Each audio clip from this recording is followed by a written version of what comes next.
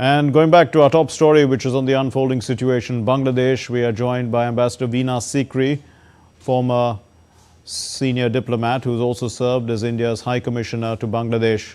Thank you very much, ma'am, for being with us. Why do you think that there are no protection for minorities in Bangladesh? Let's come straight out with that. Well, actually, the Bangladesh constitution, under which the present interim government has sworn its allegiance, that constitution has secularism and democracy enshrined in it. So actually, the protection for minorities is there even in the constitution.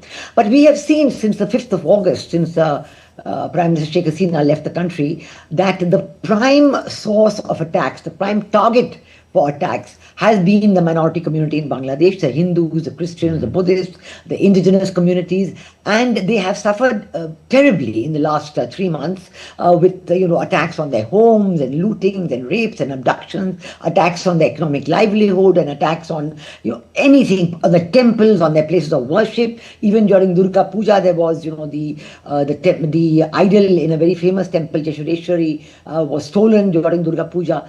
And now, but the minority communities have organized themselves. They have said, we're not leaving, this is our country as well, we are citizens here, we want to stay, and they've made an 8-point demand to the government asking for a law for protection of minorities, asking for, checking all the people who've been attacking the minorities, giving them punishment, and asking for a ministry of minorities and so on. Simple things. But the rallies that they've been having, large, very well attended rallies, most recently in Rangpur and also earlier in Chittagong, these rallies have been attacked. And instead of pursuing the attacker and checking them, the President Mohammed Yunus-led interim government has been arresting the people conducting the rally, just like Chinmoy So, Ambassador Sikri, this is a law and order situation, and when we saw the protests also that brought about this change in Bangladesh, much of it was related to the economy as well. Now, if the government of the day cannot bring about peace, then there can be economic stability. Surely the Nobel laureate who's in charge understands that. Well, I think Professor Mohammed Yunus is just not in charge. He is unable to control the situation, and really it is the Jamaat-e-Islami, the radical Islamist groups, who are controlling the situation, the Jamaat-e-Islami and the Hizb ut-Tahrir. And actually we've seen that in the reaction of the Bangladesh government. The Indian government has taken this up with Bangladesh right from the early August. And, President Mohammed Yunus has telephoned our Prime Minister, spoken to him, assured him everything will be okay. But actually, it's not been okay. Yes. And actually, the people who need protection are not getting it. It is the prime responsibility of the Bangladesh government to look after their own citizens. But there is a complete chaos because, on the one hand, you have the Islamists walking in the streets saying they're going to kill people, they're going to kill ISKCON, they're going to end ISKCON. On the other hand, the government says they've asked for a ban on ISKCON, the court turns it down. So we don't know. The interim government, some people are saying there's no ban. Some people are still talking about ban. They're talking about bank accounts of the ISKCON people being frozen. There is complete confusion in Bangladesh, complete anarchy. And it is difficult to make out who is saying what to whom.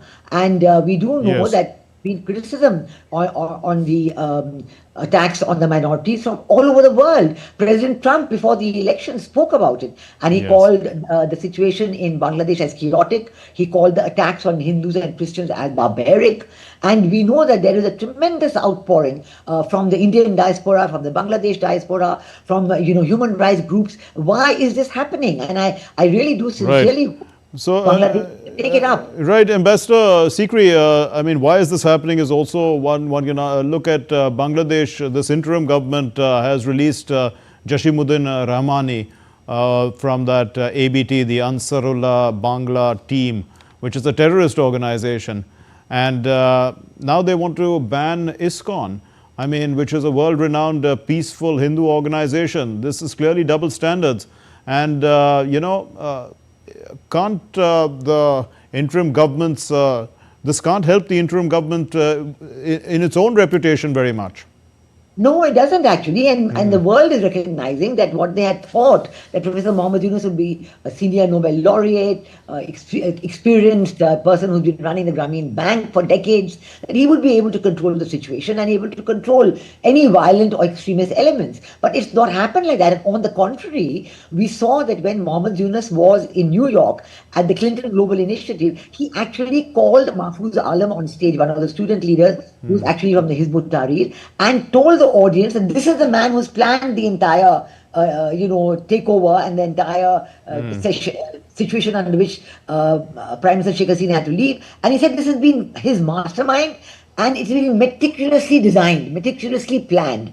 So obviously this has been something that Professor Mohammed Yunus has revealed to the world, but it shows that the Jamaat-e-Islami and the Islamist organizations who are behind it, and they are not wanting to be controlled. They're not willing to be controlled by any kind of sense. They're not wanting elections to be held. They're talking about constitutional reform, removing the provisions for secularism and democracy, talking about a caliphate, talking about Sharia law. It is a very confusing situation, and Government of India has said from the first day that we are willing to talk to the Government of Bangladesh. We are willing to continue our normal relationship, continue the projects that we had started with the Prime Minister Sheikh Hasina's government. But there is no response yet. There may be consultations in the month of December, that is being anticipated, but there is no response really on specific issues. There's only a lot of anti-Indian feeling being generated among the people. And in fact, it's spreading into India as well, because protesters in India seem to think, that India can directly intervene in some way.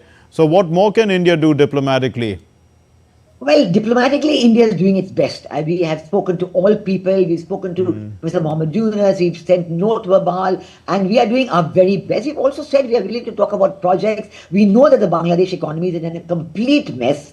Factories are shut, and the economic production has gone down.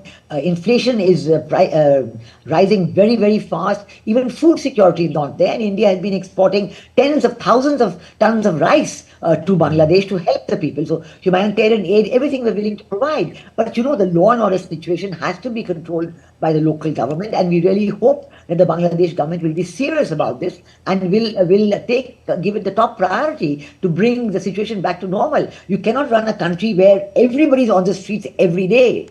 Sometimes it's one group like the ISKCON, sometimes it's another group like the Hindus, third group like the Jamaat-e-Islami, and they're all clashing with each other. It's a very dangerous situation, and we certainly hope that the government of Bangladesh shows some seriousness in getting it back under control.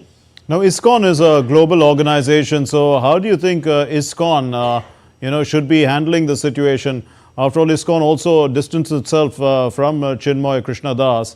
But they do say that at the end of the day that, they are for the rights of the minorities in Bangladesh. Oh, yes. There are two institutions, Ramakrishna Mission and ISKCON. Right since 1971, they've been helping the people, whoever is in need, food and clothes and shelter, anytime, right from the Liberation War onward, they've been doing this. And now, actually, the ISKCON, has come. The government is right to ban it, but there's complete confusion on that, because when the Attorney General went to the High Court refused to ban it and said, let the executive take a decision, and there seems to be no reason why this should be banned. And I think the question of ISKCON making that statement about Chinmoy Prabhu seems to have been a kind of a face-saving device. They wanted ISKCON to disassociate itself from the rallies in order that ISKCON would then not be banned. But then today the news has come that maybe they're even freezing the bank accounts, some of the ISKCON. Yes. No, in fact, that news is true. That's the news that we've got from our correspondent. 17 personnel, 17 people who are associated with ISKCON, their bank accounts have been frozen.